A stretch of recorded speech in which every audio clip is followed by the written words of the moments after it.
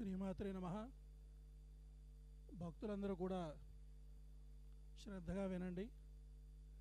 ఈరోజు ప్రతిష్టాపన జరిగినటువంటి మొట్టమొదటి రోజు. ఇంకా చాలా తతంగా ఉంది. ముందుగా స్వామివారి యొక్క దివ్య మనోహర రూపాన్ని మీ అందరికీ కూడా దర్శింపజేయడం కోసం ఈ విధంగా అలంకరణ అంతా చేసి మీకు దర్శనం ఇప్పించడం జరిగింది. ఈరోజు ఎందుకంటే బాబాని ప్రతిష్ఠ చేసిన రోజు కనుక ఇవన్నీ కూడా కొంత తతంగా ఉంది. అదేవిధంగా ఆ గమ్స్ అవన్నీ ఉన్నాయి కదా, కొంచెం ఆరాల్సిన పరిస్థితి ఉంటుంది. అందుచేత ఈరోజు ఎవరు కూడా బాబాని తాకి నమస్కారం చేసుకునేదానికి అవకాశం లేదు.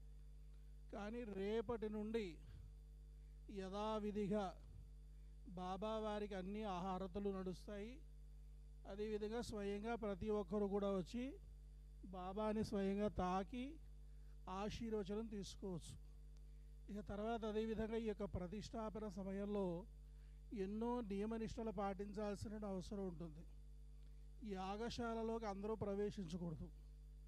అదేవిధంగా దీక్షా కంకణ బద్ధులైనటువంటి వారు ఎవరైతే ఉన్నారో వారే యాగశాలలో ప్రవేశించడము, ఈ తతంగమంతా కూడా నడిపించడం జరుగుతుంది. అందుచేత దీక్షా కంకణాన్ని ధరించినటువంటి వారు ఎవరు? మోహన్ బాబు కుటుంబీకులంతా కూడా ధరించారు. అందుచేత వారే మనందరి తరఫున కూడా యాగాన్ని నిర్వహించారు. అందుచేత ఈ యొక్క ప్రతిష్టాపన అనేటువంటిది మనందరికీ సంబంధించినటువంటిది. ఒక దేవాలయం మనం నిర్మాణం చేసి భగవంతుని ప్రతిష్ఠ చేసామంటే అది లోక కళ్యాణార్థమే. కానీ ఎవరు కూడా అపార్థం చేసుకోవద్దు. ఈ 3 రోజులు ప్రతిష్టాపన జరిగేటువంటి రోజులు కనుక కొన్ని నియమనిష్టలు పాటించాల్సిన అవసరం ఏర్పడింది. రేపటి నుండి ప్రతి ఒక్కరూ కూడా చక్కగా ప్రశాంతంగా బాబా దర్శనం చేసుకోవచ్చు. మంగళహారతి కార్యక్రమాలన్నింటిలోనూ కూడా పాల్గొనవచ్చు.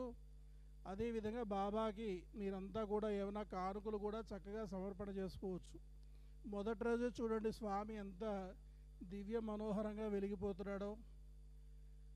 అసలు నోటి మాటలు రావట్లేదు. ఏదో మాట్లాడమంటున్నారు కానీ మోహన్ బాబు గారు మాట్లాడదాం అనుకున్నా, నాకు ఇచ్చారు, నాకు నోటి మాటలు రావట్లేదు. అంత ఆనందదాయకంగా స్వామి వచ్చి కొలువు తీరాడు ఇక్కడ. అందుచేత ప్రతి ఒక్కరూ కూడా ఆ ఆనందాన్ని పంచుకొని స్వామి దర్శనం చేసుకొని ఇక్కడ పాదుకులకు నమస్కారం చేసుకుని వెళ్ళండి. ఒక్కరొక్కరుగా చక్కగా ప్రశాంతంగా పాదుకులకు నమస్కారం చేసుకుని బాబాని కనుల నిండా దర్శనం చేసుకొని మీరంతా కూడా ప్రసాదం తీసుకొని వెళ్ళండి.